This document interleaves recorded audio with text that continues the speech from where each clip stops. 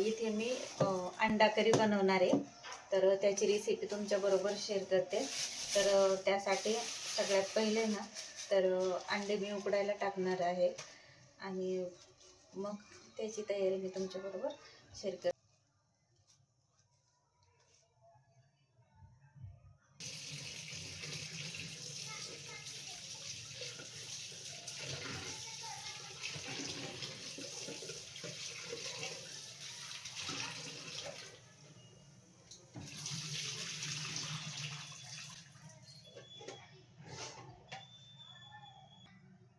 तर सगळ्यात पहिले ना आपण एकदा अंडे ना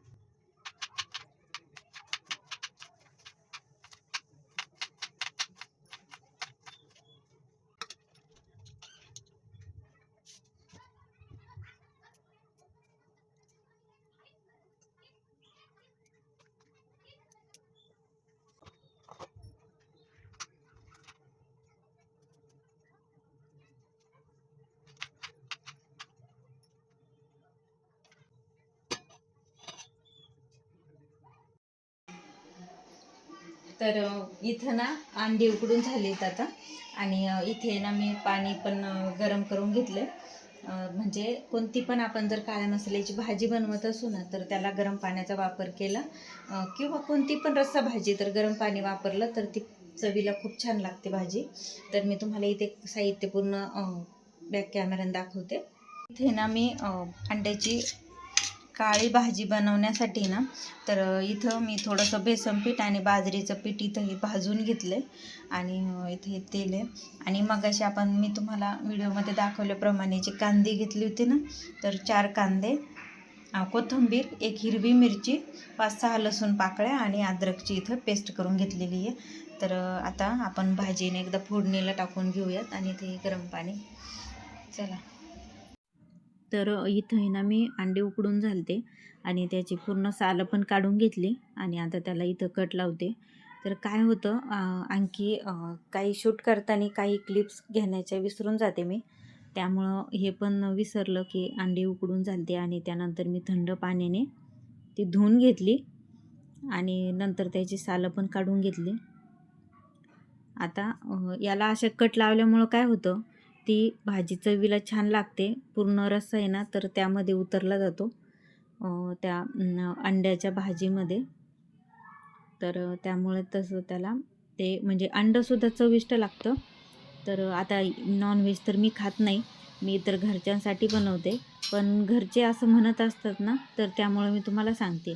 म्हणजे माझे मुलं पण असंच म्हणतात की आई त्याला जेव्हा तू कट लावते आणि मग त्या तशी भाजी बनवते तर मग ती चवीला चांगलं लागतं, तर तसे कट बनवायचं त्याला.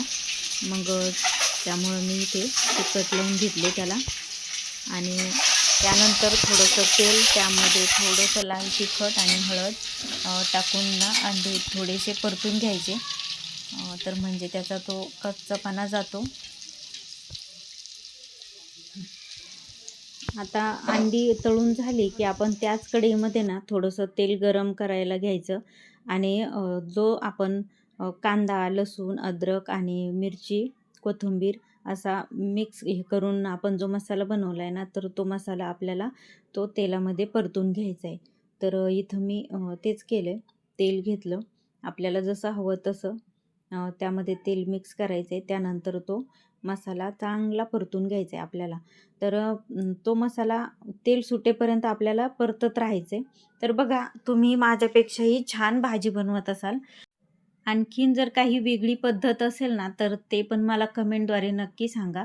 तर माझ्याकडे म्हणजे मला जशी माहिती आहे तसं त्या पद्धतीने मी इथे भाजी बनवते अंड्याची. आणि पहिली गोष्ट म्हणजे माझ्या माहेरी पण नॉनव्हेज बनवलं जात नाही, खाल्लं जात नाही. त्यामुळे मला पहिल्यापासून ह्या नॉनव्हेजच्या भाज्या काही जास्त येतच नाही. पण सासरी आल्यापासून मिस्टर खातात आणि त्यामुळे मुलांनाही सवय लागली. आता मुलंही खातात. तर त्यांच्यासाठी मी कधीतरी असं नॉनव्हेजची भाजी बनवत असते. म्हणजे त्याला आता अंड्याला तर नॉनव्हेज हा प्रकार नाही म्हणता येणार. पण अंडी, नॉनव्हेज हे कधी-कधीच करत असते.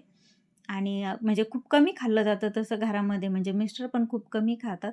असं नाही की आठवड्यातून झालंच पाहिजे. तर 15 दिवस, 1 महिना अशा दिवसातून आमच्याकडं होत असतं एखाद्या दिवशी. आणि ते पण म्हणजे मी खात नाही, त्यामुळे म्हणजे मिस्टर पण म्हणतात की नको तू पण नाही खात आणि मग परत वेगळी भाजी बनव. त्यामुळे ते पण कंटाळा करतात. पण मी त्यांना आवर्जून सांगत असते की संडे असेल तर आपण आणा, म्हणजे तुम्ही पण खातात आणि म्हणजे मुलं पण खातील ह्या उद्देशाने मग मी त्यांना सांगत असते. तर इथे आता आपलं चांगला मसाला सगळा परतून झाला आहे आणि त्यामध्ये ना आता आपण ते मगाशी गरम पाणी केलं होतं ना, तर ते आपल्याला थोडं-थोडं इथे टाकायचं आहे आणि नंतर आपल्याला पुन्हा आपल्याला तो मसाला परतून घेतच राहायचा आहे. म्हणजे काय होतं, भाजीला तरी छान येते आणि ती भाजी चवीला खूप छान लागते. कारण बघा, हे पाणी असं थोडं-थोडं टाकून आपण जेव्हा मसाला शिजवतो ना, तर तो मसाला पूर्णपणे शिजला जातो. त्यामुळे ती भाजी चवीला छान होते. आणि थोडंसं माझ्याकडून जर बोलण्यामध्ये थोडंसं काही कमी जास्त जर होत असेल ना, तर माफ करा. कारण मला ब्लॉग बनवायची आणखी काही सवय झालेली नाही आहे. तर हळूहळू सवय होईल मला. तर त्यामुळे तर काही मी जर म्हणजे कमी जास्त काही जर बोलले तर तुम्ही समजून घ्याल अशी अपेक्षा करते.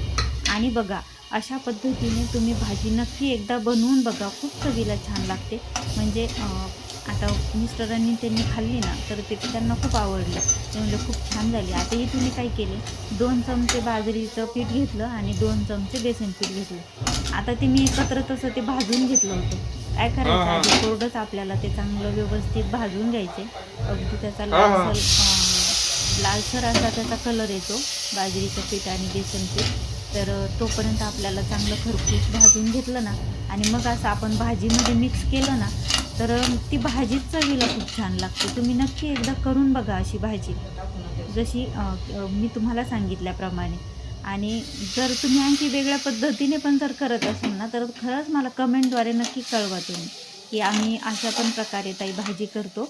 तर मला पण शिकायला मिळेल तुमच्याकडून, की तुमच्याकडं काय कोणती पद्धत वापरली जाते आणि ती भाजी केली जाते. तर आपल्याला जितका पाहिजे तितका रस्सा बनवायचा आहे त्यामध्ये आणि तितकं आपल्याला त्यामध्ये पाणी ॲड करायचं आहे.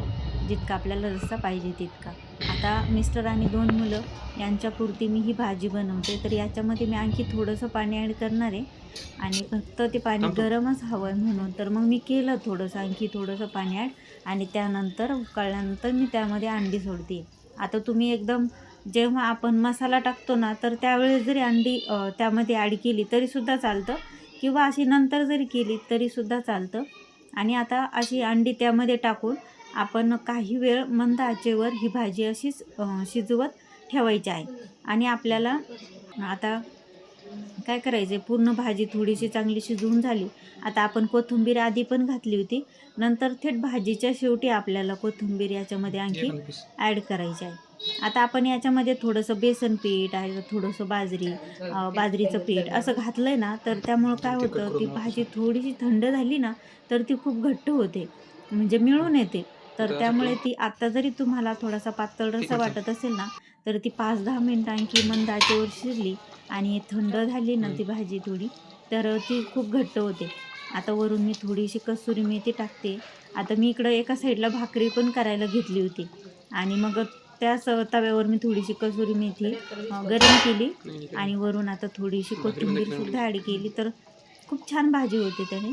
आता इकडं बघा मी बाजरीची भाकरी आणि काळ्या मसाल्याची अंड्याची भाजी असं कॉम्बिनेशन केलेलं आहे. तर आता हा व्हिडिओ तुम्हाला आत्ता येतो आहे. आता 4-5 दिवस झाले हा व्हिडिओ शूट करून तसाच राहिला होता आणि मग नंतर मी आता अपलोड करते आहे. कारण बघा, मी तुम्हाला जर तुम्ही माझा पहिला ब्लॉग बघितला असेल तर त्यामध्ये मी शेअर केलेलं आहे की मी जॉब करते. तर त्याने काय होतं बरं का, जॉब आणि प्लस आपला यूट्यूबचं पण काम करणं, तर ह्या दोन्ही गोष्टी कुठेतरी पॉसिबल होत नाही. पण मी आता नक्की रोज तुम्हाला डेली एक ब्लॉग तरी नक्की शेअर करेल. मी कशाप्रकारे लवकर आवरते आणि कसं मी 9 वाजता लवकर जॉबला जाते. तर माझी 9 ते 6 अशी ड्युटी असते. तर 9 ते 6च्या वेळात मी कशाप्रकारे काम आवरते. कारण मिस्टर, माझी 2 मुलं आणि मी आमचं चौघांचं काम असतं. तर ते पूर्ण मीच बघते. ना माझ्याकडं कुठली मेड आहे आणि साधं वॉशिंग मशीन पण नाही आहे मला आणखी.